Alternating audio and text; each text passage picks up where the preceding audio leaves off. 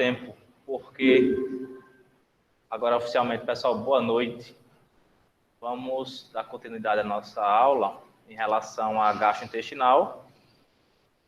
Se der tempo, a gente vai começar cardiovascular. Estava preocupado, pensei que poderia não dar tempo, como são só 80 horas, e tanto o gastrointestinal como o cardiovascular é um conteúdo extenso. Porém, tem algumas patologias que a gente não vai dar tanta ênfase. Não vai nos chamar a atenção, na verdade, no dia a dia, enquanto profissão técnico-enfermagem. Então, a gente vai tentar cumprir o calendário. Nós vamos ter também urinário. A gente vai dar ênfase nas patologias mais cotidianas, na verdade. Nós pagamos aqui, não foi? Pancreatite. Então, hoje eu vou falar sem, caso que me engane, está meio... Então, quando a gente fala em relação à pancreatite, a gente se refere a doenças do pâncreas. Né? E alguém imagina por que nós falarmos em pâncreas no conteúdo gastrointestinal? Por que pâncreas? Vem na nossa cabeça que gastrointestinal seria basicamente região abdominal, né? Seria mais ou menos estômago, intestino. Mas por que pâncreas como gastrointestinal? Porque o pâncreas o pâncreas faz parte de um processo de degradação de alimentos também, não a nível de estômago, mas a nível de secreção. Então, as secreções pancreáticas, e é por isso que nós falamos, por exemplo, que aí seria uma aula específica só para isso, e talvez não desse tempo uma apenas, quando nós falamos, por exemplo, na produção de uma enzima específica do pâncreas, que nos chama a atenção nesse processo de ingesta de alimento. É uma produção, especificamente, uma enzima que vai produzir um hormônio específico, que esse hormônio, havendo sua existência em pouco, né, em quantidade pouca, ou, por exemplo, a sua inexistência, vai nos criar um problema a nível metabólico. Qual seria esse problema em relação... Para a gente falar sobre pancreatite, antes que a gente fale sobre pancreatite, qual seria um problema a nível endócrino quando há uma falha no pâncreas? E se eu falo em pancreatite, eu posso ter, por exemplo, um câncer de pâncreas, que pode interferir justamente nesse aspecto que eu quero que vocês tentem lembrar. Quando eu falo de diabético, ele vai estar relacionado justamente com pâncreas. Por que com pâncreas? Porque é o pâncreas que vai produzir a insulina. Então, a enzima pancreática vai produzir nas células betas pancreáticas, vai produzir a insulina, e é por isso que nós temos, por exemplo, pacientes pacientes diabéticos tipo 1 e paciente diabético tipo 2. Então, sim, mas o que é que tem a ver ainda o pâncreas com o sistema digestivo? Pessoal, tudo que a gente vai ingerir, tudo que a gente, na verdade, ingere, vai se tornar em nutrientes e alguns outros componentes que vai ser úteis para a manutenção da nossa vida. Por exemplo, 90% do que a gente ingere se torna glicose. Então, é por isso que o pâncreas faz parte do processo digestivo, pelo fato de que, ao momento em que a gente ingere um alimento, ele produz insulina o suficiente para que essa insulina pegue a glicose que foi metabolizada e tire da corrente sanguínea e leve para dentro da célula. É muito interessante esse tema, para a gente entender pancreatite e câncer de pâncreas. Por quê? Imagine só um paciente que ele nasceu diabético, ou seja, não existe produção de insulina no pâncreas. Zero insulina. Paciente diabético tipo 1 não produz insulina. Paciente diabético tipo 2 produz insulina. Porém, existe um defeito, seja na produção menor do que deveria, ou seja um problema em relação à cascata de metabolização da glicose.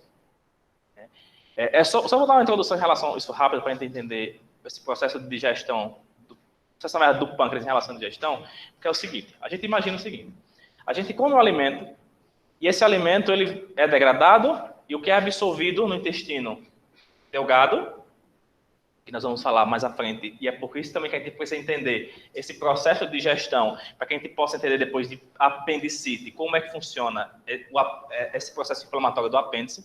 Então, a gente come e tudo que é degradado, ele começa um processo de absorção no estômago, depois vai para o intestino delgado. O intestino delgado processa o que tem mais que processar e manda para a corrente sanguínea nutrientes, vitaminas, etc, e glicose, inclusive. Beleza. Essa glicose que está na corrente sanguínea, ela precisa ir para algum canto.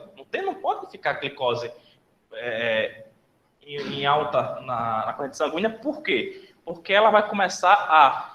O que é glicose? São partículas, né? Que a gente fala de soluto e solvente. Então, soluto é sólido, né? Solvente é o que dissolve. Então, se eu tenho muita glicose, muito soluto, o que vai acontecer? Vai começar essa quantidade de glicose bater na parede sanguínea, porque eu tenho muito soluto, né? Tenho muito sólido, né? E a corrente sanguínea não vai comportar esse aumento, porque eu como glicose. Comi macaxeira, vai para glicose. Comi inhame, glicose. Comi pão, glicose. Tudo que eu vou comer, praticamente só forma em glicose. Então, essas partículas de glicose que vai para o sangue, ela precisa sair do sangue, né, e alimentar as células. As células vivem de glicose. O sistema nervoso central vive de glicose. O principal alimento do sistema nervoso central do cérebro é glicose. Então, é por isso que quando a gente bebe, apaga. Porque o álcool suga a glicose do nosso cérebro e a gente apaga. Por isso que quando chega no hospital, fazer o quê? Tomar glicose. Então, o que acontece? Essa glicose, que ela está no sangue, ela precisa sair do sangue e alimentar as células. Para que essa glicose saia do sangue e alimente as células, ela precisa de um transportador. Ela não consegue entrar na célula por si só. Por quê? Porque ela é uma partícula grande. Glicose é uma partícula grande. Então, ela precisa de um transportador, e esse transportador é a insulina. Só que a insulina, ela vai servir como um canal para que a glicose entre na célula, porém ela vai precisar de outra proteína que está dentro da célula. O que é que vai acontecer? Essa proteína, ela, ao perceber a presença de insulina na corrente sanguínea, ela sai do centro da célula, vai para a periferia, a membrana, recepciona a glicose, a insulina entrega a glicose à proteína e a proteína leva a glicose para dentro da célula. Com isso, a gente tem o nível normal de glicose no sangue. Mas se essa glicose permanece no sangue, o que vai acontecer? O diabético, por exemplo. Vai acontecer, por exemplo, tromboses, rompimento de vasos.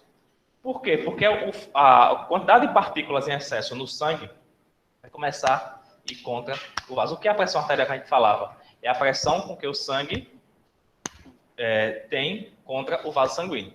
Então, muita glicose batendo, várias partículas de glicose batendo na parede do vaso, o vaso pode se romper. E aí começa um processo, inclusive, de trombose, muitas vezes, e é por isso que o diabético pode cursar ao longo prazo com doenças cardiovasculares, doença do coração e doença vascular, justamente por essa cascata de complicação que a glicose faz se ela não sai do sangue. Então, glicose, ao ingerir um alimento, ela tem que sair do sangue e entrar na célula. Quem precisa de glicose é a célula, não é o sangue. O sangue é só um canal que transporta. No diabético tipo 1, quando o pâncreas não produz insulina, mas por que não produz insulina?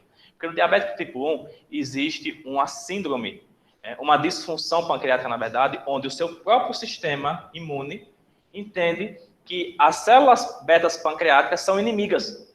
Então, o próprio sistema imunológico da pessoa vai destruir as células do pâncreas. E ela não produz insulina. Por isso que é autoimune. Né? Por isso que é genético.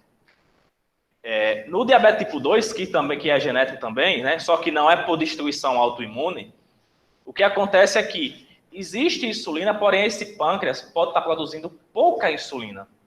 O paciente come X quantidade de carboidrato durante o dia. É um instinto estranho ficar de... Só você aí de costas. A pessoa come X quantidade de carboidrato por dia e a quantidade de insulina que a célula do pâncreas, no diabetes tipo 2, produz é insuficiente para captar essa glicose e levar para dentro da célula. Por isso que o paciente precisa, muitas das vezes, tomar insulina. É o que nós chamamos de paciente insulino dependente. Todo paciente diabético é insulino dependente? Não. Tem paciente que, à base apenas de medicação a nível comprimido, né, como, por exemplo, metformina, não precisa chegar a insulina dependente, a tomar insulina. O paciente que é insulino, pode um dia deixar de tomar insulina? Pode. Ele pode conseguir, através da alimentação e prática de atividade física, não é necessariamente, por exemplo, academia, principalmente o idoso, é caminhada mesmo, matinal, ele pode regredir de um diabético tipo 2 insulino dependente para apenas tomar a metformina. Isso é um caso, muito tranquilo a gente discutir sobre essa questão, porque eu posso falar isso com propriedade, a mãe de uma amiga minha, inclusive é transplantada de fígado, ela era insulina dependente e hoje não é mais. Então, sim, com exercício físico e alimentação, você consegue o insulina dependente e pode voltar a não precisar mais tomar insulina. Então, aí que nós percebemos a importância do pâncreas no processo gastrointestinal. Porque tudo que é consumido a nível de ingesta, o que se transforma em glicose precisa do trabalho das células pancreáticas para produzir insulina. Então, a pancreatite apresenta como uma patologia, ou como patologias importantes, como aguda e crônica, né? E a gente tem que sempre ter uma pancreatite, ele vai continuar com a pancreatite. O que ele pode fazer é diminuir as sintomatologias. O que é quando a gente fala, por exemplo, de pancreatite aguda ou crônica? A gente vai sempre lembrar que agudo é agora, estou sentindo, é dor. O paciente pode cursar com pancreatite e dizer, não estou sentindo nada. Mas ele tem uma pancreatite crônica. No momento que ele começa a sentir, opa, apareceu sintomatologia, então ele está cursando de forma aguda. Mas a pancreatite, ela está crônica, né? Com curso agudo nesse momento. Então, o câncer de pâncreas é silencioso até o estado avançado, entretanto, muitas patologias pancreáticas compartilham como a enfermidade biliar por sua desembocadura comum anatômica. O que quer dizer isso? Eu perguntei às meninas aqui, eu acho que tinha perguntado, mas não lembrava, se vocês já tinham visto anatomia. Eu acredito que quando eu for falar sobre cardiovascular, eu vou trazer... Vocês já... Na anatomia, foi apresentado para vocês, por exemplo, um abdômen com 9 divisões. Pronto. E aí vocês conseguem visualizar a cada quadrante quais os órgãos que tem, não é isso? Pronto. Então, o que acontece? Quando a gente fala do pâncreas e que ele pode cursar, por exemplo, ou compartilha com enfermidade biliar, é porque nós falamos que as vias interligam. Né? Então, por isso que muitas vezes um câncer de pâncreas ele vai poder atingir as regiões mais próximas, como, por exemplo, a via biliar ou até mesmo o estômago, porque a cabeça do pâncreas está diretamente relacionada com o estômago. Então, se tem um câncer de pâncreas e esse câncer de pâncreas pode cursar com, por exemplo, um câncer a nível de intestino?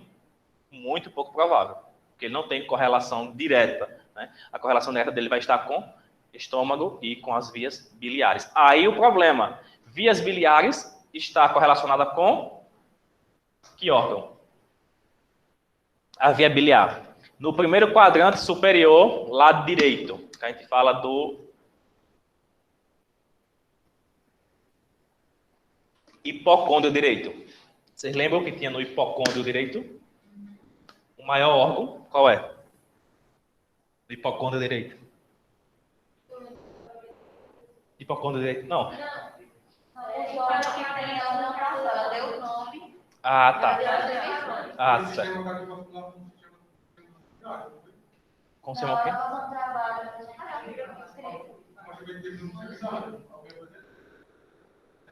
Não falo em relação ao cardiovascular. Eu falo em relação, por exemplo, no hipocôndrio. Pronto, vocês viram que o abdômen era dividido. Abdômen, na verdade, não. Desde o abdômen é dividido em nove quadrantes, né? A gente fala. Então, o primeiro superior a gente chama de hipocôndrio direito. Depois, hipocôndrio esquerdo.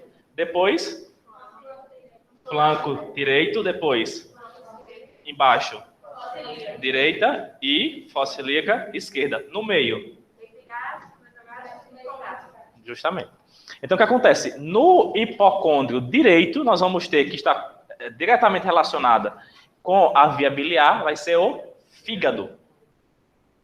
E é o fígado junto com ali próximo da... Na verdade, a bilis, né, a vesícula biliar, junto com o fígado ali embaixo, é que vai dar um conduto que a gente chama de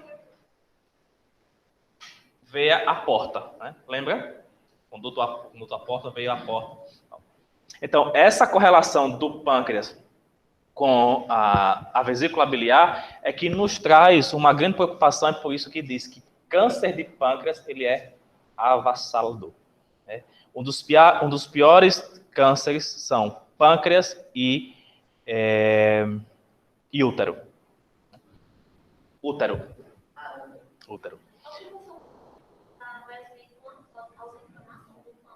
Sim. E muitas vezes o que acontece? Muitas vezes você tem uma sintomatologia que você fica... o paciente está cursando com problema pancreático ou com problema a nível biliar. Aí você tem que fazer, por exemplo, o bilirrubina para ver onde é que está a alteração.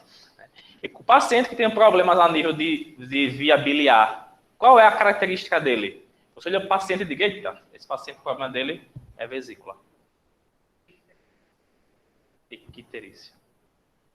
Paciente que está com a cor amarelada. Tivemos um paciente uma semana, uns 20 dias atrás. Era um incrível Hulk amarelo. Eu nunca tinha visto aquilo na minha vida. Nunca tinha visto aqui no hospital em Apraca. Eu entrei na ala laranja. Era amarelo mesmo, gente. Era amarelo. É o quê? Não é? Então, quando a gente fala em relação à pancreatite, nós vamos ter a pancreatite, que é uma inflamação do pâncreas, ou, provavelmente dito não, ou um câncer de pâncreas, né, que pode ter um comprometimento. E aí, eu não lembro não desse ator. Na verdade, ele é um apresentador, né? Jornalista, isso, que morreu. Não é? Isso, Marcelo Rezende. Morreu com câncer de pâncreas. Então, é importante o seguinte, gente. Sempre vocês terem noção, esses 9 quadrantes, ele é muito importante. Para que você possa correlacionar. Claro que vai ter algumas patologias que você vai dizer, mas espera aí, mas nesse quadrante não tem esse órgão. Por quê? Isso aqui. É porque existem patologias, por exemplo, quando o paciente chega comentando com vocês, refere, por exemplo, eu estou com uma dor aqui. Aí você está só aqui, aí você aperta aqui. Estou com aqui também. Então, muitas vezes, uma crise renal, ela vai para outro lado, né? Ou como a gente fala, ela responde no outro lado por questão da parede peritoneal. A gente vai falar sobre a inflamação do peritônio. Quando falarmos de apendicite. Então, os estudos complementares dessas glândulas, né? Que glândula? O pâncreas é uma glândula, né? Se baseiam em imaginologia e endoscopia retrógrada, colangiopancreática, com ou sem papilotomia e endoscopia. Isso aqui é uma imagem de uma endoscopia retrógrada. E essa aí, você percebe que como eu posso falar para vocês? A endoscopia, ela é na ponta... Quem já fez endoscopia? Você viu as suas imagens? Na ponta do fio guia é uma câmara. Né? E ela é acompanhada, por exemplo, de uma... Não sei como é que poderia chamar, como se fosse um polvo, né? Que ele ter a opção de chegar lá no final, chegar no estômago e fazer isso, como uma pinça, e beliscar e puxar. É quando a gente utiliza justamente isso para fazer a biópsia para descobrir se tem H. pylori, quando tem gastrite, né? Então o que acontece? Nessa endoscopia retrógrada, se insere o fio guia e o fio guia vai dentro do pâncreas. E essa é uma imagem perfeita, a visualização dentro do pâncreas. Então, aí você não vê, por exemplo, como uma ultrassonografia, que você vê só a superfície por fora do pâncreas. Aí você vê ele como um todo, ele por dentro. E aí você consegue perceber o comprometimento pancreático. Outras patologias relacionadas ao gastrointestinal também é a acalasia.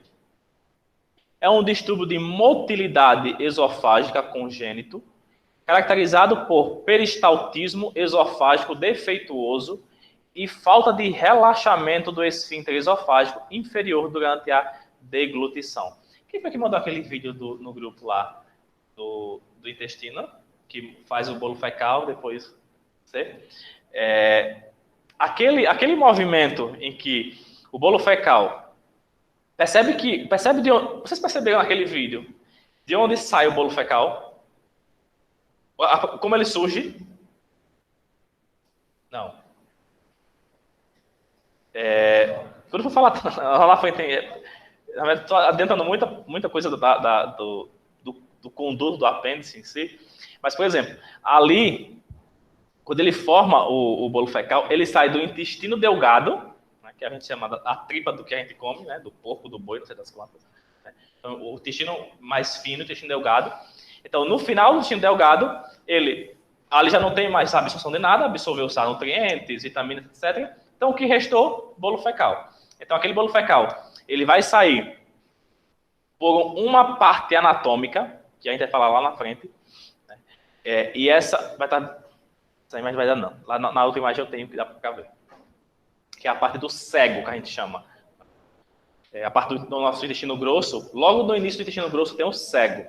E aí é onde tem a conexão do intestino delgado com o intestino grosso. Pelo cego é que o bolo fecal entra no intestino grosso e ele sobe, faz o transverso, desce no descendente, sigmoide e reto.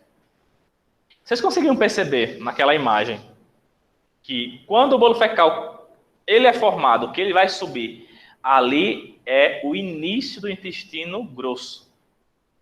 Se nós tivermos postos anatomicamente, a gente pergunta, o intestino grosso nosso começa no lado direito ou no lado esquerdo? Direito. Então, o cego, a parte mais grossa, né, digamos assim, do intestino grosso, que é a conexão com o intestino delgado, o intestino delgado envia o bolo fecal e aí começa o intestino grosso. Primeira porção do estômago, a gente chama de primeira porção é o quê? Do intestino grosso.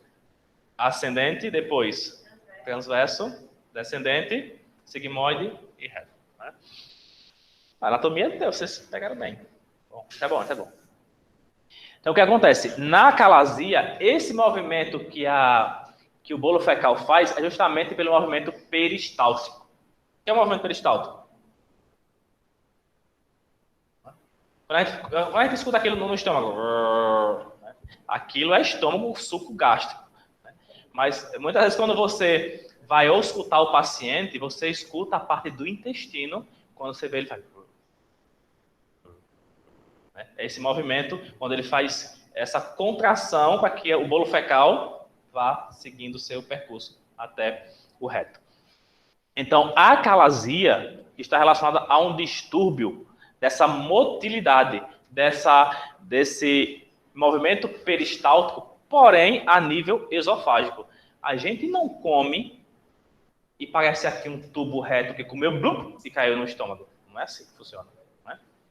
A gente está vendo, isso que nós estamos vendo aqui, a olho nu, aí no nosso pescoço. A gente pode dizer que, estou vendo aqui o meu esôfago. Nós temos esôfago e traqueia. A traqueia está na frente ou por trás do esôfago? Na frente do esôfago. Então, o que acontece? A gente não vê o bolo passando. Mas, muitas vezes, quando a gente come algo que ou comeu rápido ou comeu grande, e entalou e nem sobe nem desce, você acabou de morrer, né? Acontece. O esôfago, ele faz esse movimento peristáltico involuntário que a gente não percebe. Por quê? Porque a traqueia está na frente do esôfago. Então, a gente não recebe o alimento e blum, vai. Não. Ele vai passar por um movimento peristáltico. Porque é a primeira fase da degradação do alimento, através da saliva, etc. Que aí a gente vai tendo toda aquela parte de nutrição. Tá? Então, a acalasia é esse distúrbio a nível esofágico. Quando a gente fala no esfíncter, isso aqui, ó. Lembra que isso aqui é a última porção do esôfago para depois chegar o estômago? Então, aqui nós vamos ver a irritação a nível de esôfago. Aqui nós vamos ter um defeito, e esse defeito vai estar relacionado, inclusive, à abertura desse esfíncter. Ou a falha, por exemplo, na contração desse esfíncter. Quando a gente vai falar então, isso é acalasia, é esse distúrbio, essa incapacidade natural, fisiológica, desse movimento peristáltico para que o bolo alimentar desça do esôfago ao estômago. Quando a gente fala em esôfago de Barré, dizemos que é uma doença crônica que pode durar anos ou até mesmo a vida inteira. Geralmente costuma aparecer em adultos entre 40 e 60 anos de idade, e as queixas regularmente são as mesmas: azia frequente e dores no peito. O que acontece? Esse esôfago de Barré, aí nós já temos uma inflamação crônica. Quando a gente fala, por exemplo, numa acalasia, nesse distúrbio, a gente não fala ainda de algo crônico. Mas quando eu falo em esôfago de Barré, eu tenho desde a acalasia, que é um distúrbio nessa região do esfíncter esofágico, e aqui eu já vou ter uma irritação a nível esofágico, que é o esôfago de Barré. Ou seja, que entra azia, dói, queima. Por quê? O esôfago produz ácido? Não. É porque existe uma falha no esfíncter. Quem produz o ácido é o estômago, e o ácido do estômago sobe a nível esofágico. E aí, por isso, tem essa sensação de azia, de queimou. O esfíncter esofágico, que está funcionando perfeitamente, você não vai sentir azia. A azia, ela tem esse relaxamento, o alimento passa nível de forçado. Está usando essa ferida, digamos assim, tudo evoluindo para o esôfago de Barré. Então, quer dizer, quem tem o esôfago de Barré é porque tem a acalasia. Provavelmente. Porém, o esôfago de Barré pode ser uma patologia advinda de outro problema, não necessariamente. Mas a probabilidade de quem tem esôfago de Barré é de ter cursado com acalasia, realmente.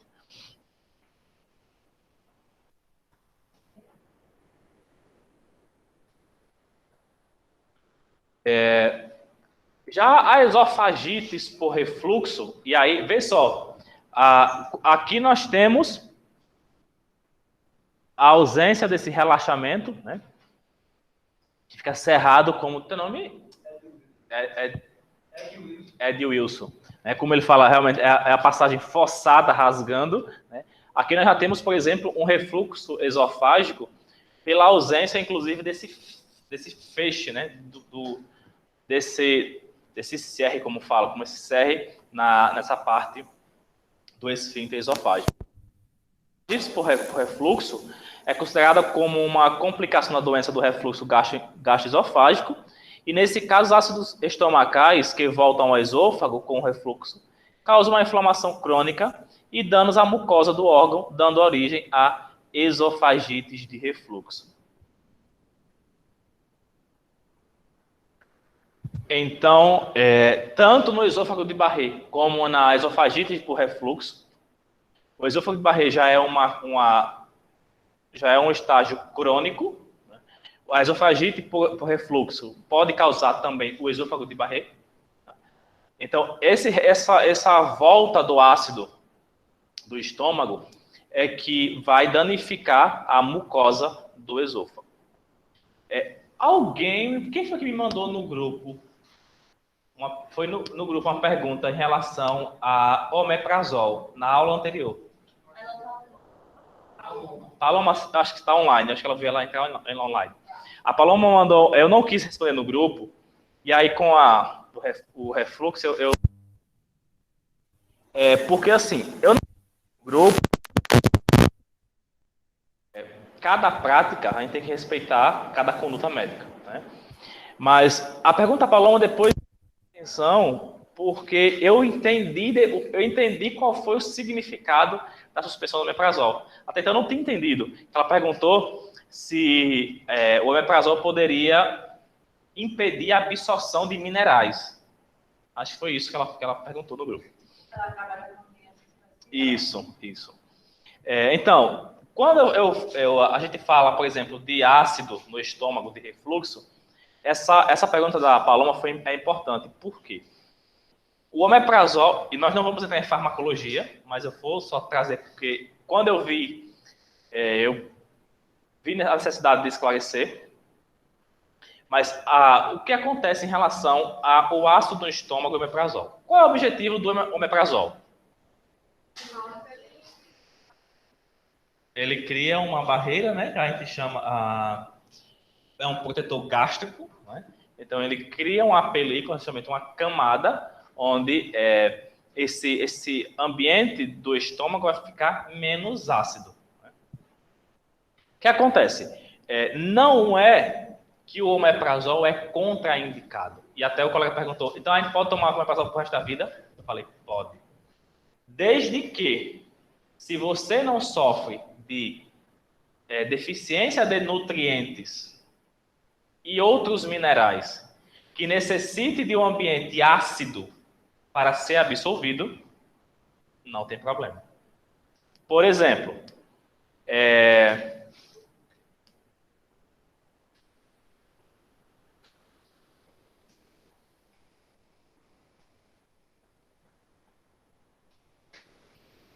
eu vim com um exemplo na mente, esqueci.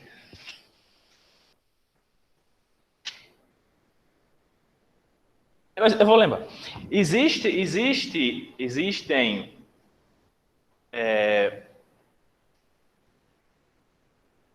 gente, como é que pode surgir um negócio tão importante nessa?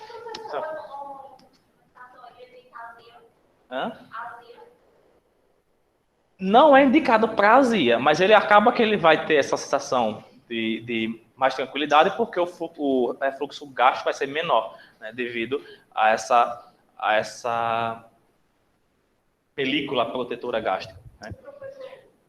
Eu lembro que você falou sobre o AS na aula passada. Era isso que eu queria falar, o AS. Não. O que acontece? A exemplo do AS, eu tenho que lembrar o AS para lembrar a outra parte. A exemplo do AS, que ele pode levar, por exemplo, a uma ulceração a nível estomacal, né, pelo seu componente. A gente vai ter, por exemplo, alguns elementos que eles vão precisar do meio ácido para ser absorvido. Por exemplo, quem ouviu falar que a vitamina C, quem consome... Gente, que é isso? Estou esquecendo hoje as coisas. Hoje deu... Exemplo que... Sim. Perfeito e a... Não.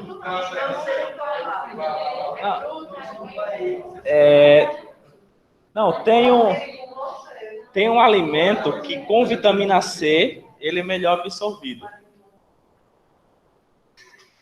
Gente, que é isso?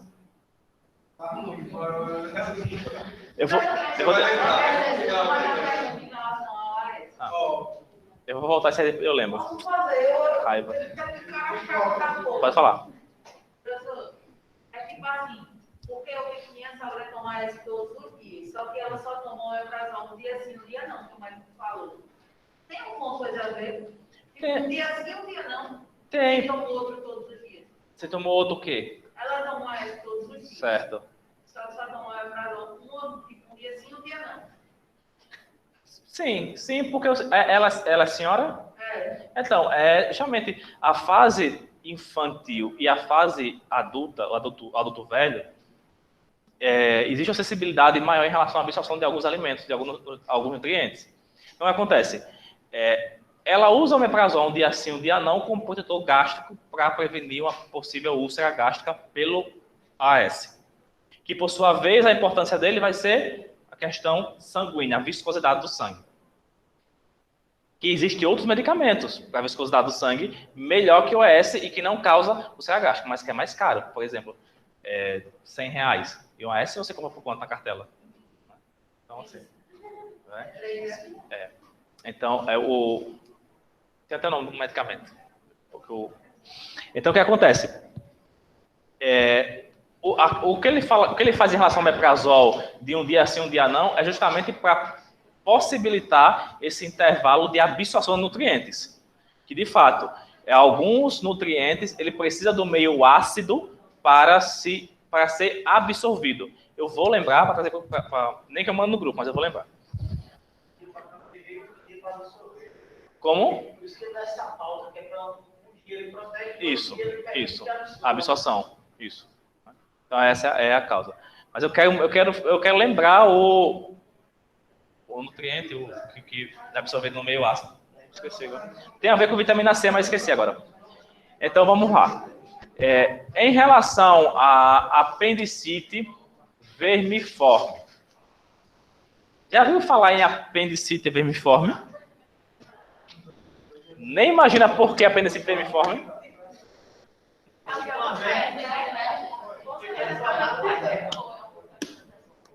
É o formato.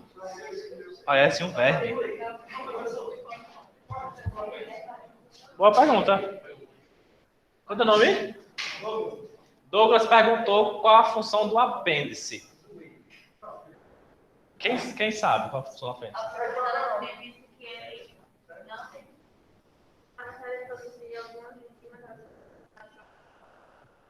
Essa menina sabe tudo. Você está estudando onde? Até 2013, se dizia que o apêndice vermiforme não tinha função alguma. Era um órgão inútil que poderia ser tirado. A partir de 2013, um estudo feito nos Estados Unidos evidenciou, ainda não concluso, mas inicialmente evidenciou que o apêndice vermiforme ele tem a capacidade de produzir algumas enzimas para a última captação do nutriente. Nesse processo de reabsorção. Sim, só que essa produção para a gente é insignificante. O problema não está necessariamente no apêndice, está nas nossas disfunções fisiológicas.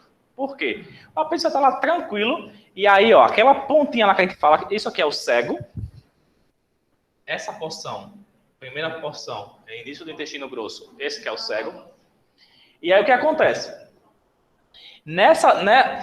Vai ter uma ligação direta entre o apêndice e o orifício do cego.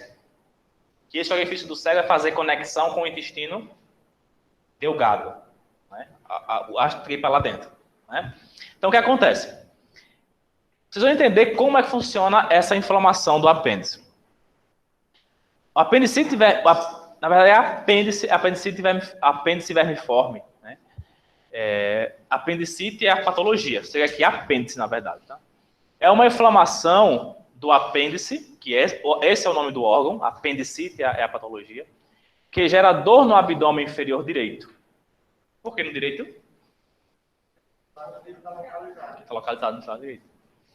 E é uma condição que, à medida que a inflamação piora, a dor da apendicite aumenta e torna-se intensa, podendo inflamar outras partes do corpo. Por quê? Qual é a correlação que eu vou ter? Quando a gente vai fazer, por exemplo, uma manobra, que a gente chama de Bloomberg. Bloomberg.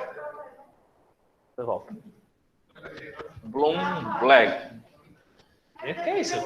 Bloomberg. Vai ter que passar para ele ainda. Hã? Quando ele dá volta, fica preso aí. O quê? Nada não. Cada parece um cavalo, né? Um cavalo? Isso quer do mesmo jeito, tem uma carbólica dele, a fogueira esfrega. Ah, tá. E fica, e quando a gente abre, é desse mesmo jeito, não faz nada. O que acontece? No apêndice, na apendicite, quando o paciente chega referindo-se a uma dor na região fossa ilíaca direita, você, é apêndice. Ninguém não deve se examinar a fossa ilíaca direita. Deve se examinar primeiro a fossa ilíaca esquerda. Por quê? Muitas vezes o paciente já chega, estou com uma dor, acho que é o apêndice. Ele já sabe o que é, mais ou menos. Então, isso você mascara. Você começa a palpar o paciente do lado oposto para ver se existem dores que respondem também. Até chegar no apêndice. E aí você faz a manobra. Que eu vou falar daqui a pouco sobre a manobra.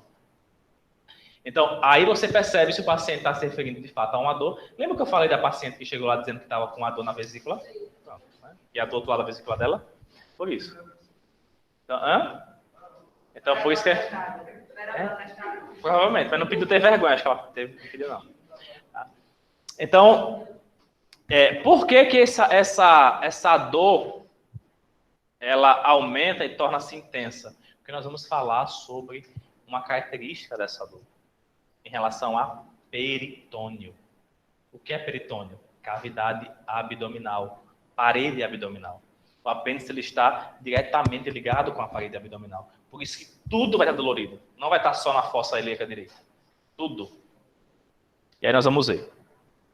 Então, o que acontece? Eu trouxe aqui para a gente observar. Perceba que essa porção aqui foi muito... Essa imagem aqui foi muito ilustrativa.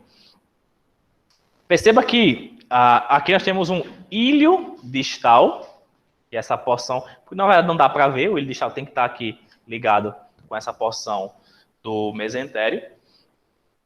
Aí nós vamos perceber que na região abdominal, especificamente intestino, tem algumas ligaduras, né? algumas estruturas que a gente relaciona o órgão com essa estrutura. Por exemplo, quando a gente fala na porção ascendente, a gente vai falar sobre mesentério. O que é o mesentério? Você vai pegar, se você ver, por exemplo, um vídeo, paciente aberto, você vai ver parece que é uma gordura. Né? Aquilo é uma parede mesentérica, a gente fala. Então, é como se fosse um elástico, né? E ela recebe esse nome de mesentério quando a gente se relaciona ao lado ascendente. Só que essa mesma estrutura, ela vai ter nessa porção descendente. A gente vai falar de mesocólon. É justamente para diferenciar mesocólon sigmoide, para diferenciar estruturas em relação a onde está a patologia. Né? Por exemplo, o paciente tem uma ruptura a nível de mesentério, mesentério. Se eu falo mesentério, o cirurgião não vai nem se preocupar com o lado esquerdo. Ele sabe que mesentério imagine quando você pega o intestino que você tira, para você desenrolar aquilo ali, é muita coisa. Se vocês tiverem curiosidade, vejam cirurgias de intestino. É bem isso. O cirurgião pega assim, ó, para tentar localizar onde está patologia ou perfuração, enfim, algo do tipo. É muito extenso o intestino grosso, delgado. Né? Então, quando a gente fala nessas estruturas, eu trouxe justamente só para a gente ter uma noção.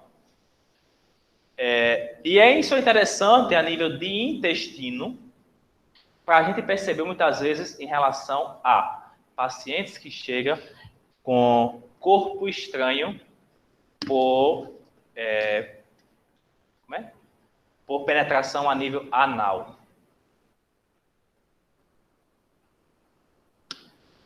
Para a gente perceber o caminho que esse corpo estranho passa e a forma com que o intestino grosso, né, percorre. Então, o que acontece?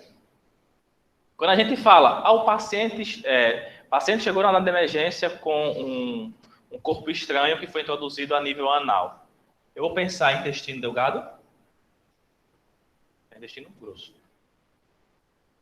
Então, apêndice vermiforme, justamente porque parece com uma verme, por isso que deu esse nome, apêndice vermiforme. Isso serve mais só para ilustrar algumas partes do intestino.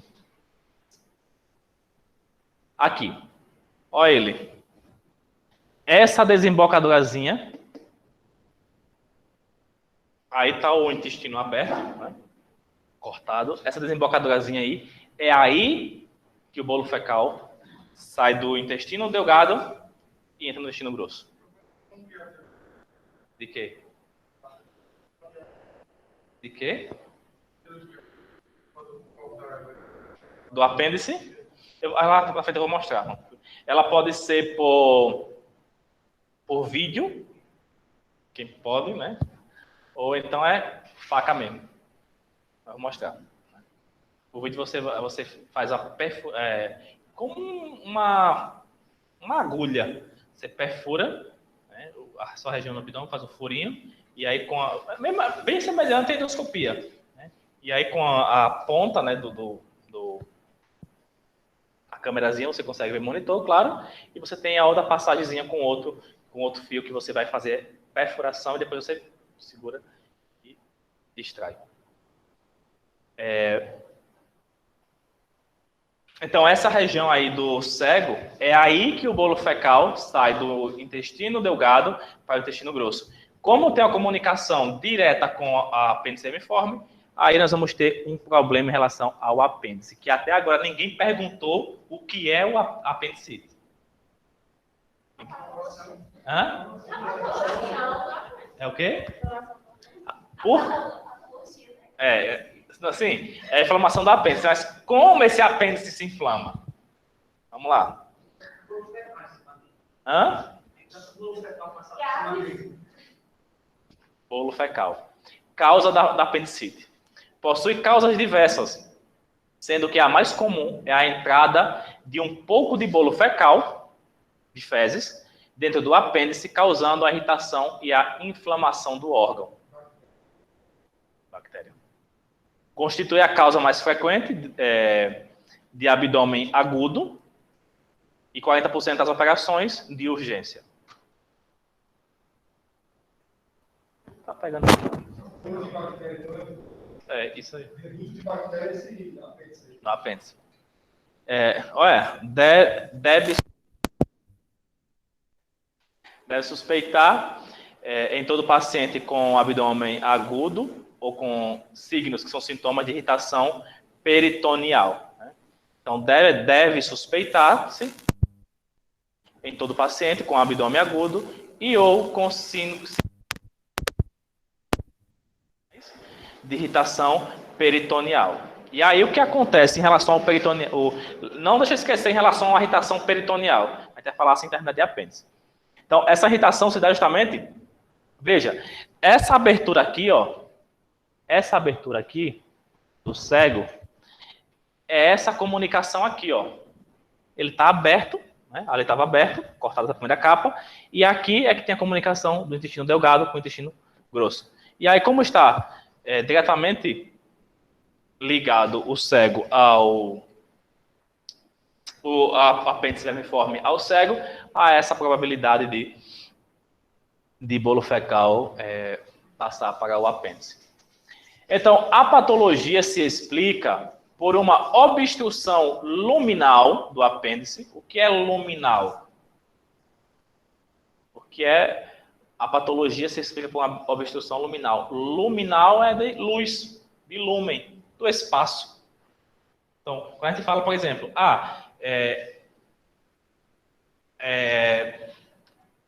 houve uma trombose, por exemplo, por interrupção da luz do vaso sanguíneo. O que é isso? A luz é o meio onde passa o sangue. Então, quando a gente fala de luz, de lúmen, é o espaço onde se passa o sangue. Nesse caso, a obstrução luminal é dentro do apêndice. Né? É a obstrução do espaço que tem o apêndice. Que provoca uma alça fechada. E o que é uma alça fechada?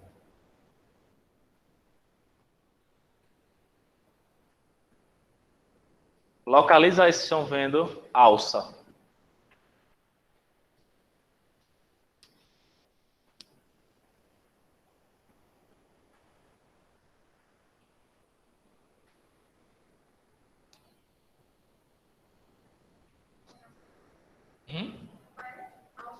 Não, alça.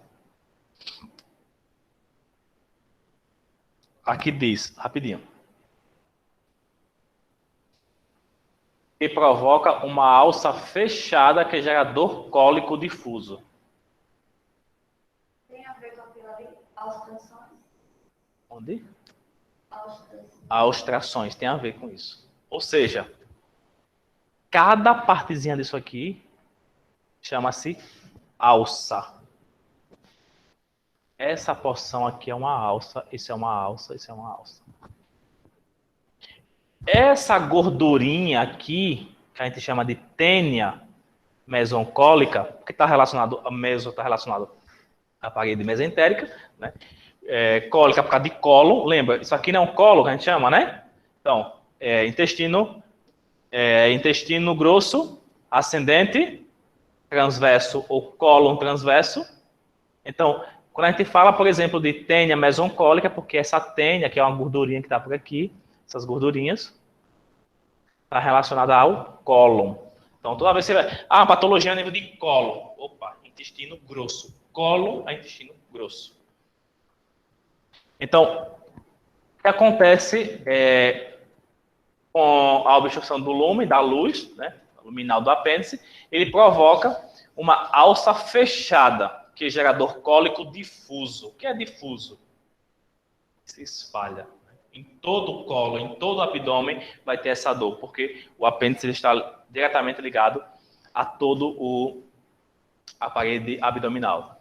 Se produz um aumento na secreção da alça, com preenchimento da luz apendicular e distensão. Vamos tentar entender cada palavra dessa. Se produz um aumento na secreção da alça.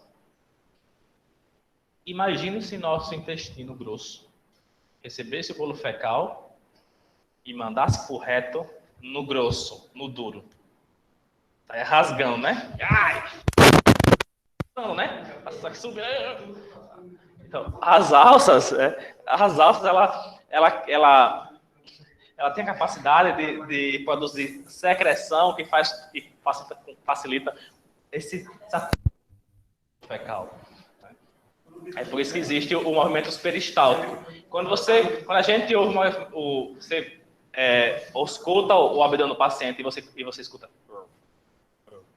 É o auxílio da água, né? Hã? É o auxílio da água também que ajuda. Sim. Ela se irrada. Sim. De forma natural. Existe essa.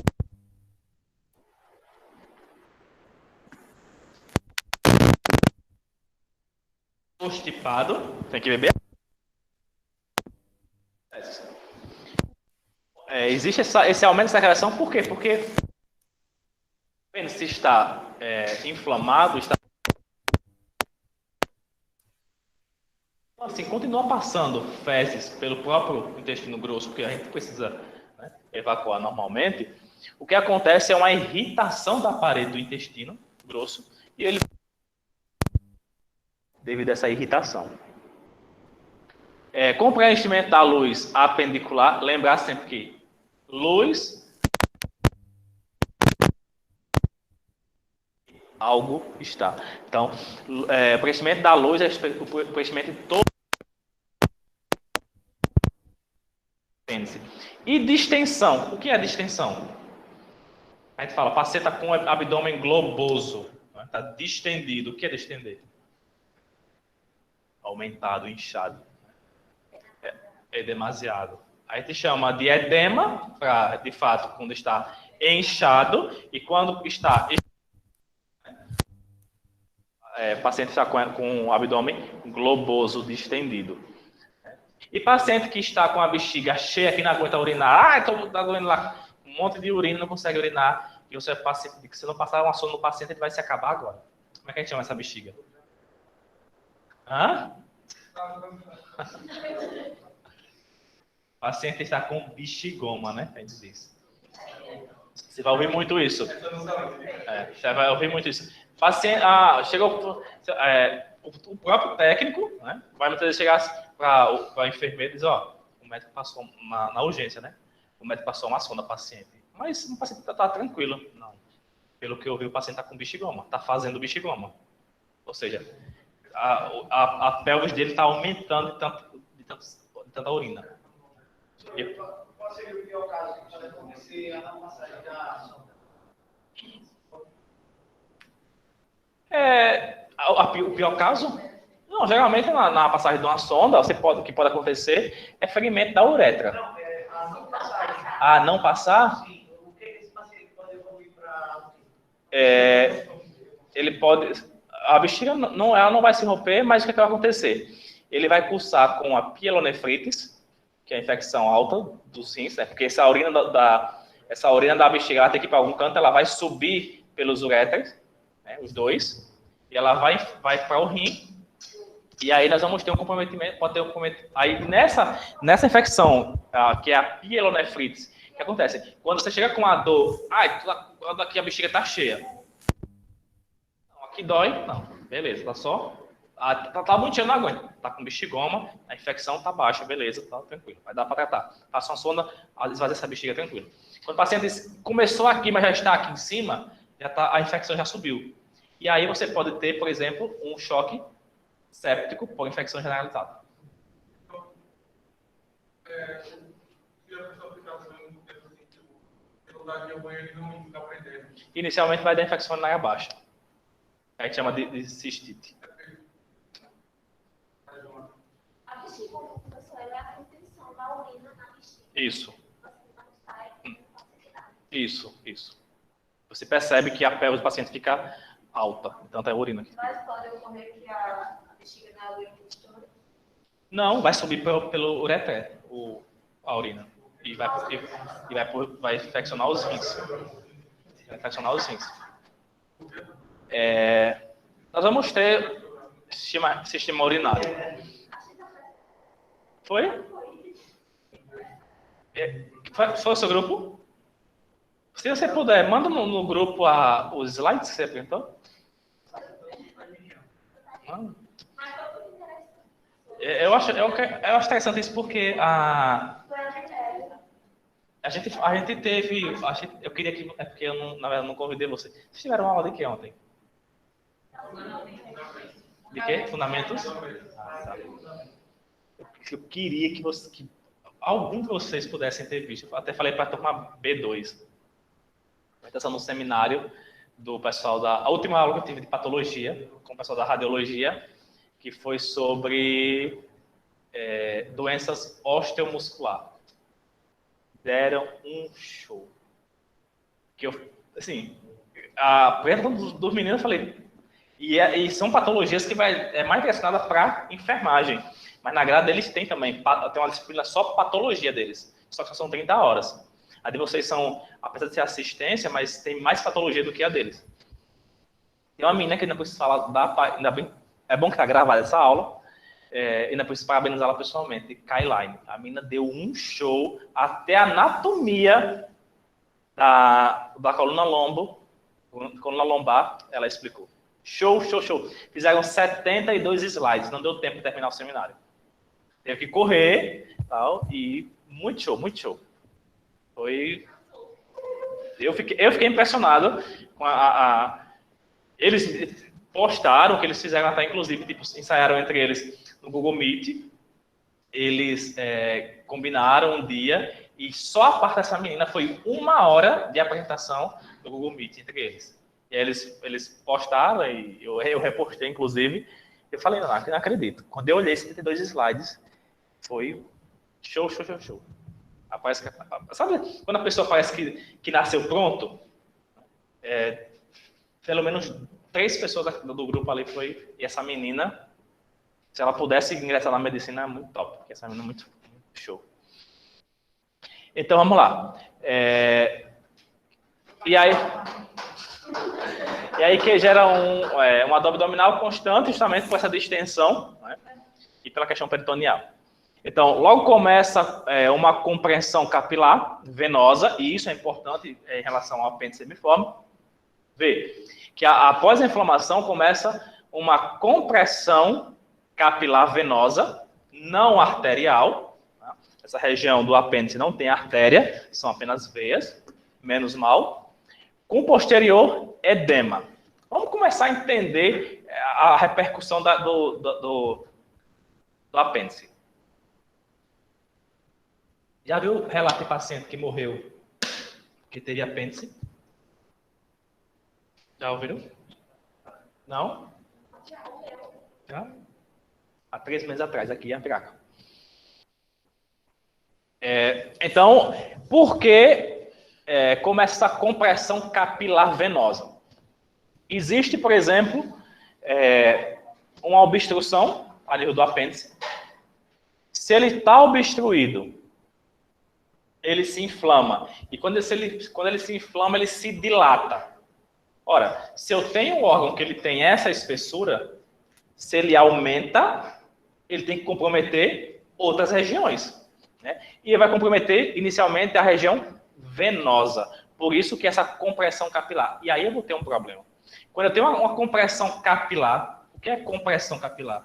Eu tenho um vaso sanguíneo, e aí um outro corpo vai e imprensa esse vaso sanguíneo. O que é que ele faz? Ele diminui a sua luz. Né? A gente fala que o meio é a luz, o lúmen, ele pode levar à trombose. Então, o que acontece? Existe uma compressão capilar venosa que não é arterial, é apenas veia. Com posterior edema. Por que edema? Se você tem, por exemplo, vamos terminar a leitura para a gente falar um por um. Então, com posterior edema, congestão vascular e diapedeses leucocitária, faltou um acento ali no tária, né? Essa diapedese leucocitária, a gente coloca que é a saída dos glóbulos brancos dos vasos. Por quê? Se existe uma infecção, o apêndice está com bolo fecal. Infectado. Né? Está infectado, o organismo fisiológico vai fazer o quê? Vai enviar as células de defesa. Opa, existe uma infecção no organismo, as células de defesa precisam combater essa infecção. Vai ter que mandar quem? Os leucócitos. Só que aí que aí é que nós falamos da diapedese leucocitária, que é a saída dos glóbulos brancos dos vasos sanguíneos. Aparecem náuseas e vômitos reflexos com dor em fossa ilíaca direita. O que acontece? Eu tenho um comprometimento do apêndice. Esse comprometimento vai trazer uma compressão capilar venosa. Se eu tenho compressão capilar venosa, pode me levar a uma trombose. Porque se eu fecho o capilar, não circula sangue. Então, posso ter um rompimento capilar, hemorragia. Eu posso ter uma trombose, um trombo fechou o capilar e não sai mais. Eu posso ter edema.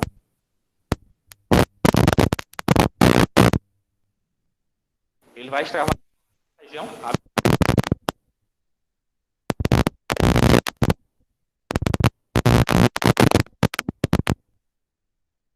Pela compressão.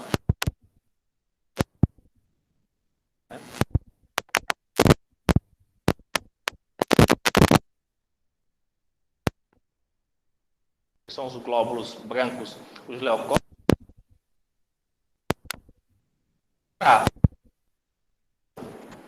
ele pode estar comprometido através de tromboses, né, venosa. Então, eu não vou conseguir, por exemplo, ter um antígeno no nosso corpo que combata a infecção. Estou com a garganta doendo.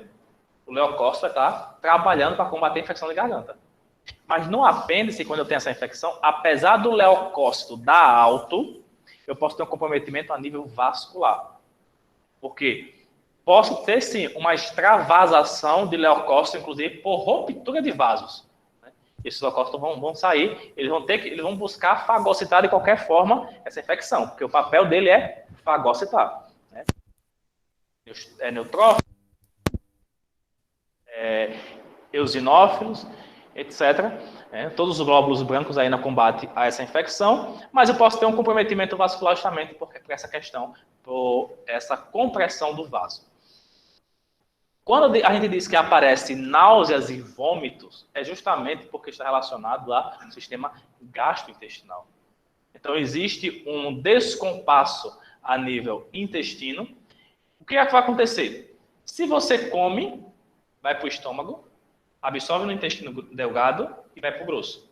E você come, e você come, e você come. Só que existe um congestionamento a nível, um comprometimento a nível de apêndice, uma inflamação que está levando a uma sobrecarga inflamatória o seu intestino grosso, e isso vai dar essa sensação de vômito, de refluxo. Porque tudo que vem do seu intestino, do seu estômago para o intestino delgado, que vai para o intestino grosso, vai ter uma repercussão retrógrada. Então, por isso que essa náusea, essa sensação de vômito, né? Ou até, de fato, o vômito dos reflexos. Com dor na fossa ilíaca direita, porque porque ali está instalado o apêndice vermiforme, na fossa ilíaca direita. E aí nós temos, por exemplo, uma forma de trombo, e esse trombo ele pode ser pela compressão do vaso ou até pela questão da gordura, né, no próprio sangue. Pessoas que têm colesterol alto, por exemplo. Né? A parede do vaso ela vai sendo depositada colesterol, gordura. Chega um momento que não tem como passar os glóbulos vermelhos. Então, se o quadro prossegue, se produz uma trombose vascular e infarto, que se acompanha de dor peritoneal e rigidez muscular. Por que infarto? Quem acha que pode? Por que a repercussão de um apêndice pode chegar, inclusive, até um infarto? Por causa do fluxo venoso. Existe um comprometimento do fluxo venoso. Mas esse comprometimento é porque... Qual é a função, nesse caso, desse comprometimento a nível vascular? É porque as células do miocárdio, as células do coração, não são alimentadas ou porque o sangue não retorna, não faz um bombeio? Qual é a repercussão disso?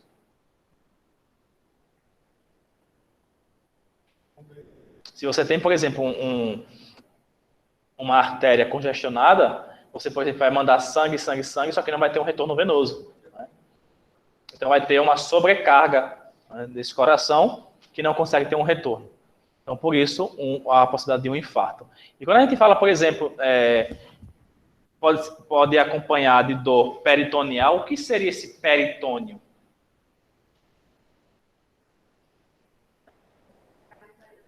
A cavidade do próprio abdômen. O peritônio são justamente esses mesocolo, né? Vocês já viram...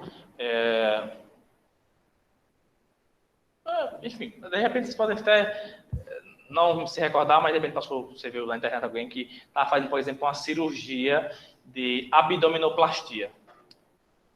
O cara pega o abdômen lá e puxa, né?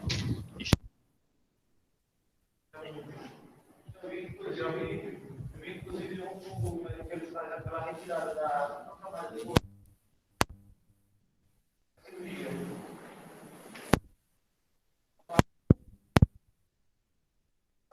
Esse cara segura, ele se opera.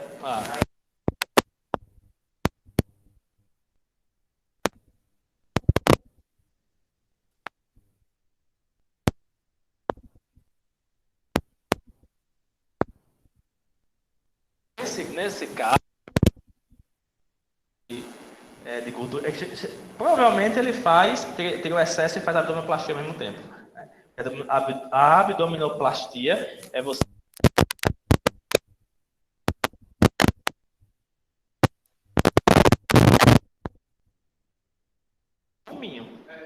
Tem uma também agora, eu não sei se é assim que fala, mas quando eles voltam, eles colocam uma tela também. Tem um negócio que se encaixa uma tela, que ela não é mais rápida. Eles estão mais rápidos, eles colocam uma tela agora por dentro e depois colocam.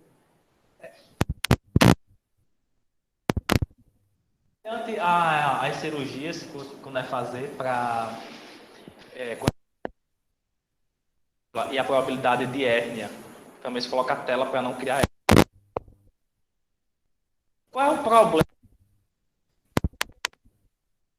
Peritônio, qual é o problema que pode ocorrer em relação a essas fixação, por exemplo, de telas?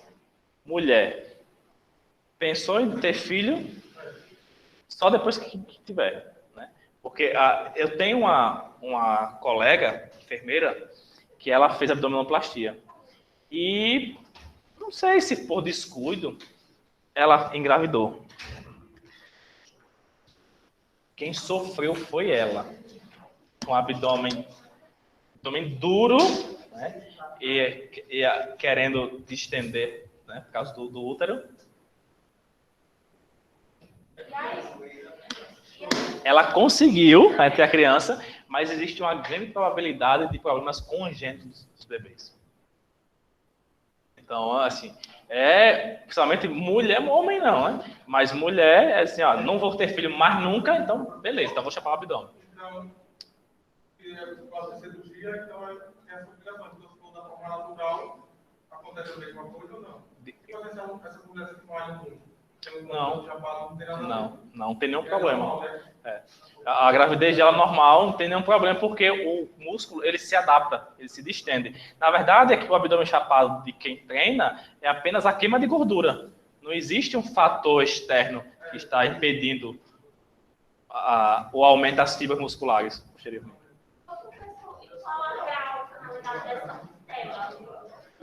Eu conheço para não hérnia, para não ter hérnia.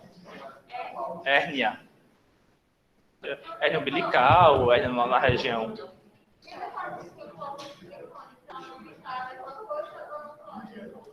Eu não me recordo ter contraindicação do silicone na amamentação. Não me recordo. Mas o que acontece é o seguinte, é que a sensibilidade vai ser outra. A mulher vai sentir dor. Vai sentir mais dor, né? Mas eu não me recordo de problema nesse sentido, né? Claro que contraindicação é contraindicada porque está alterando a fisiologia do seu corpo. Está colocando um corpo estranho, na verdade. Mas que prejudicar necessariamente a amamentação, não creio. Agora, eu não acredito que a mulher consiga amamentar pela dor. Porque, na verdade, elas são glândulas que se tornam inflamadas. Né? E ela precisa secretar o leite. Imagine você com a prótese, deve doer a beça, né? Eu acho que nunca a mulher não consegue, não. Mas isso é uma curiosidade que eu nunca tive. Pois é. Tem mulher que não consegue nem que se toque, né? É o preço da beleza, né? Como é? Sim, retira o silicone. Hã? Ela vai retirar. Retirar o silicone. Mas ela vai ficar também para aguentar. Se ela o quê? Se ela vai permanecer com a O que é que tem? ela vai sofrer, né? Vai sofrer.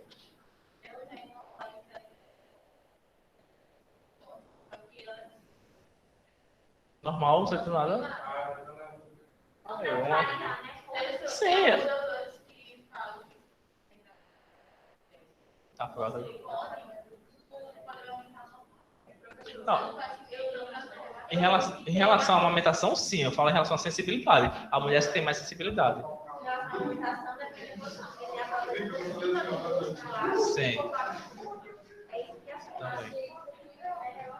Sim. Ou seja, não quero mais ter menino, então meta a cirurgia para cima, né? Psicólogo. Outro dia. Não é? Então, ainda no apendicite, existe febrícula. O que é febrícula? O que é febrícula?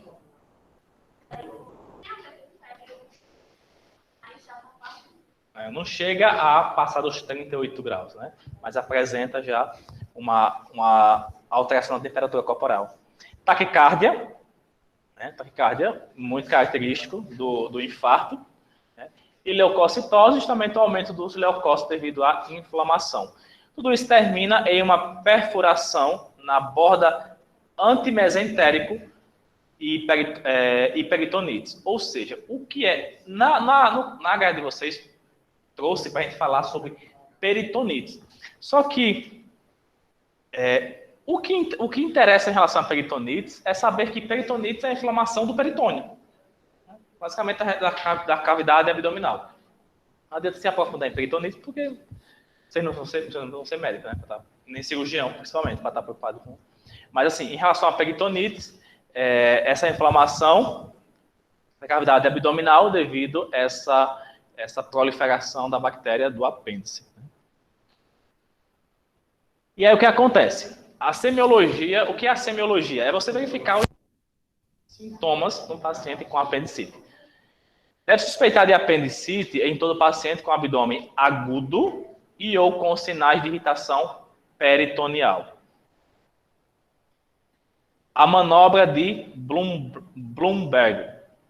A palpação abdominal. Observa-se contração voluntária da parede abdominal como um todo, com dor principalmente a descompressão brusca da fossa ilíaca direita. É isso que é interessante em relação ao apendicite. As pessoas muitas das vezes pensam o seguinte: o apêndice vai doer quando a gente faz isso. O apêndice vai doer quando você faz isso e solta. Por quê? Porque justamente o impacto na volta que tem o apêndice inflamado com o peritônio, com a cavidade abdominal. Então, essa descompressão é o que realmente dói no apêndice. Claro, se você apertar, vai doer um pouco, porque está tudo inflamado. Mas a dor mais aguda vai ser quando você solta.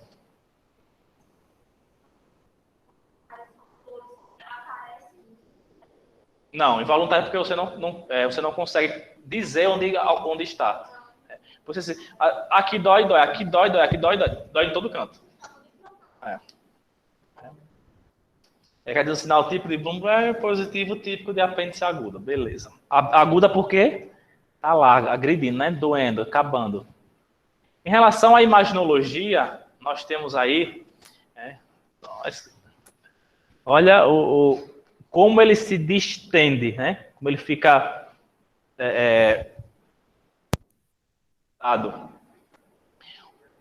útil especial perfurações, a imaginologia, porém, hoje, qualquer cirurgião que fazer uma cirurgia de apêndice, ele vai pedir ultrassonografia de abdômen inferior, ou abdômen total, geralmente.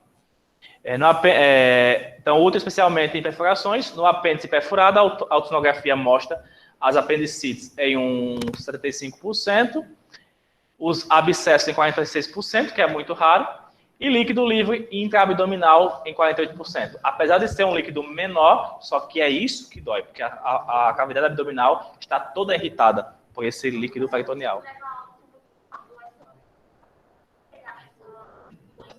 Eu conheço paciente que morreu em 2 dias.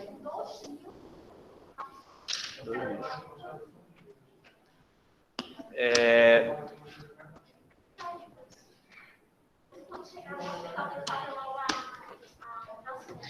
E assim, se for um paciente familiar, ficar no pé. Esse paciente, eu me recordo, chegou uma quarta-feira por volta de 7h40 da noite.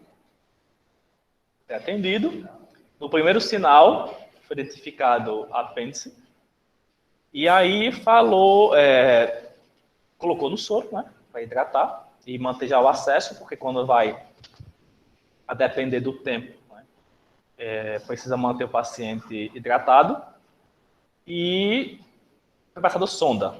Ele não aguentava urinar, estava com a dor primeiro. Você tá com ele era um moreno alto, forte, e assim, ele não era barrigudo, mas como ele tinha um abdômen, né, e então já tinha um abdômen globoso de gordura, assim, né, mediamente gordura, não era chapa.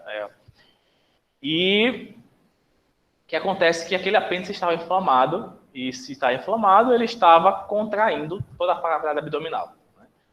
Ele estava com uma dor na bexiga que ele não conseguia urinar. Ele andava para um lado, andava para o outro. Tal. E é o que acontece. Vocês, técnicos de enfermagem, futuros técnicos, fiquem no...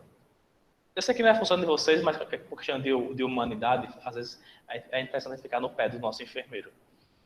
E essa sonda foi passada no momento que foi prescrita no momento que esse paciente entrou às 7h40 da noite no hospital. Sonda vesical de alívio. Isso foi 7h40. Me recordo que às 10 horas o paciente estava passando para baixo. Não aguenta, e a esposa dele aperreada, ele não conseguiu urinar. Eu falei, mas passou ainda a sonda? Não passou ainda a sonda. E comunica ao cirurgião que tem paciente para ser avaliado.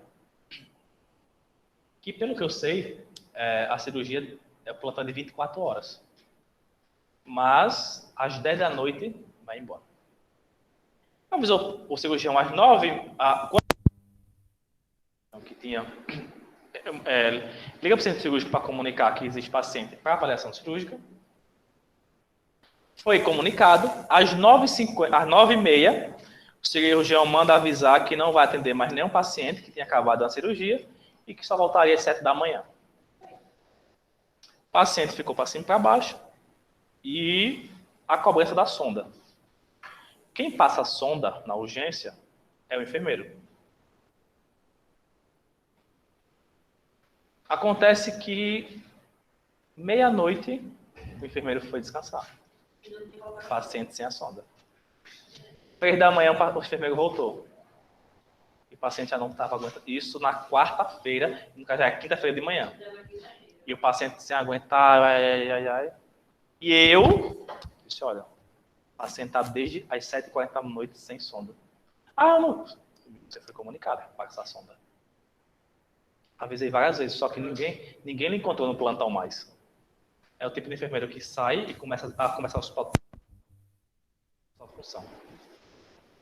Essa em outros hospitais sempre é mudado de local, porém, por questão política, continua. 3 horas com essa pessoa voltou, passou a sonda no paciente. Bom, o paciente conseguiu fazer a diurese, beleza. Quinta-feira, já quinta-feira na madrugada, né? Quinta-feira de manhã, o cirurgião já não era o mesmo. Entrou, cirurgia de urgência. E rodou. Quando foi na sexta-feira de manhã, o paciente estava lá esperando cirurgia. Ainda. Quando foi sexta-feira de manhã, o cirurgião que entrou disse, tem paciente para cirurgia? Desde a quarta-feira, 7h40 da noite. O paciente prepara o paciente para o centro cirúrgico. Eu, paciente. Isso, a gente estava quarta e sexta à noite. Cheguei sexta-feira à noite, né? Eu disse, e aí? Aquele paciente de quarta-feira e tal. E aí, o colega técnico falou assim, tu não sabe, né? Foi. O paciente entrou no centro cirúrgico, quando o médico cortou, estava podre. Tinha estourado o apêndice do paciente. Eu confesso que até a médica que eu acompanho, ela falou, Neto, você não pode ser assim, eu digo, não consigo. Eu saí, assim, eu não aceitava, porque eu vi o paciente entrar falando bem, dizia, estou com dor, não consigo, mas estava tranquilo, você assim, ali, né, em perfeitas condições. E depois desse óbito, assim, eu falei... E eu chamei esse colega meu, técnico. Eu disse, você viu o que aconteceu com esse paciente? Ele disse, não, infelizmente, tal. Eu falei, isso é pra gente ter na nossa consciência de que, por exemplo, a gente tem muito de que, quando as pessoas entram no hospital, parece que o outro é mais um. Não morre não. Não morre não. Fulano, o senhor acabou. Eu vou já. E isso é típico. E aí eu falei, isso é para a gente ver que esse paciente poderia ser você, poderia ser qualquer um da gente. Ou qualquer um parente nosso.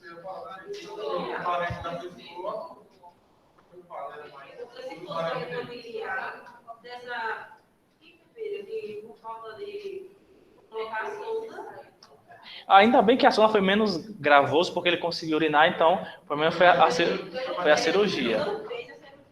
Esse quando a gente desligar a aula, eu vou falar para vocês ficarem... O cirurgião?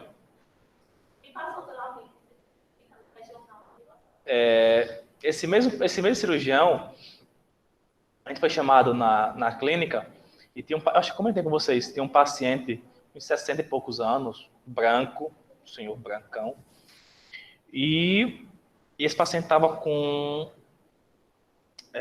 pneumotórax.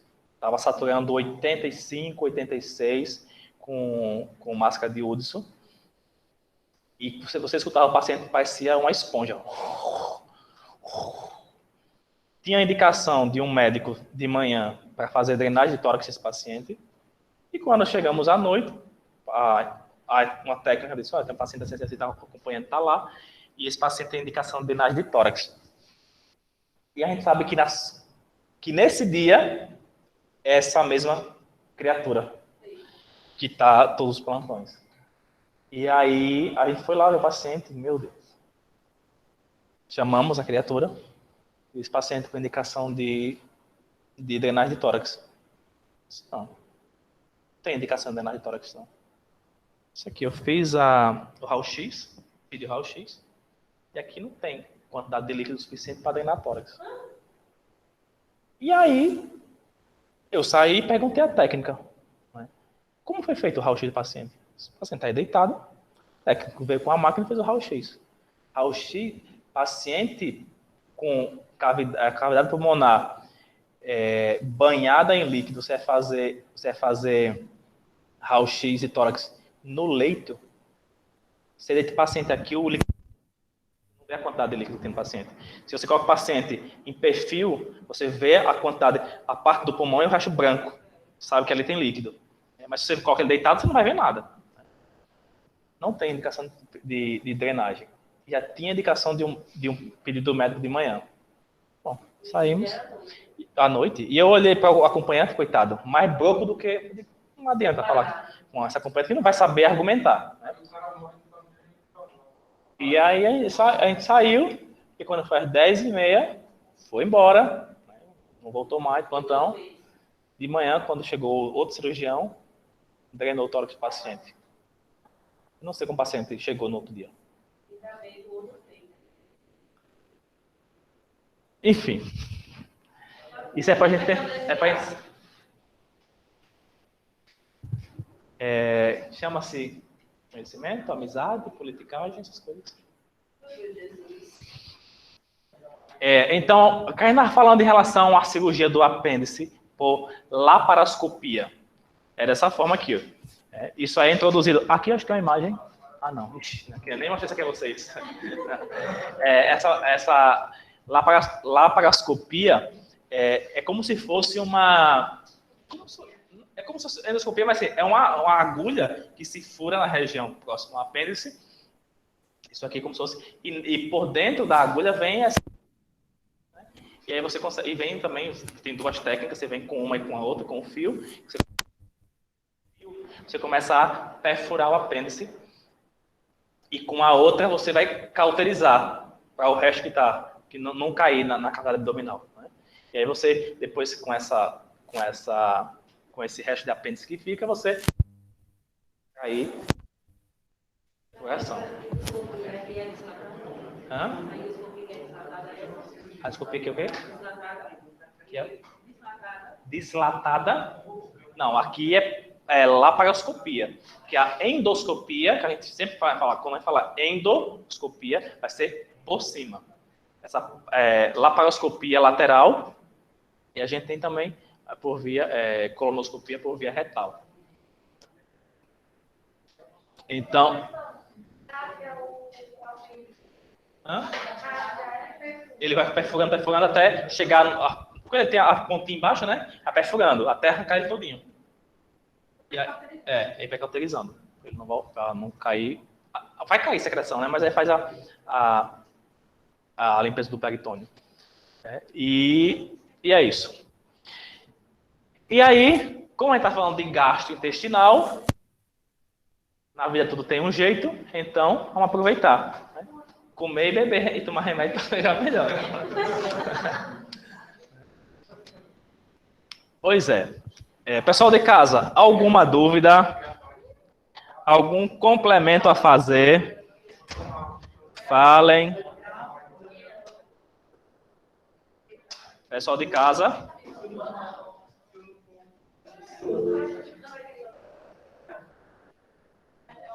Estava me escutando?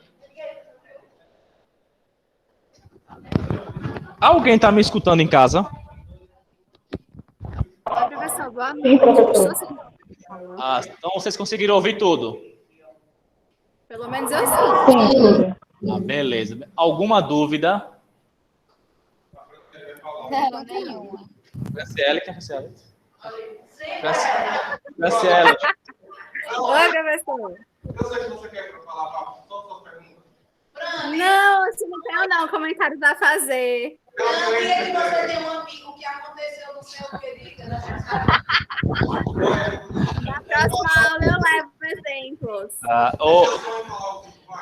Paloma, eu vou ainda lembrar a absorção no meio ácido para comentar. Vou mandar no grupo, que eu não lembro agora, mas eu vou comentar. Pessoal, por favor, coloca o nome no chat. Se não tem dúvidas, boa noite. Muito obrigado. Bom recesso e até a próxima semana. Nossa, que Igualmente. Agora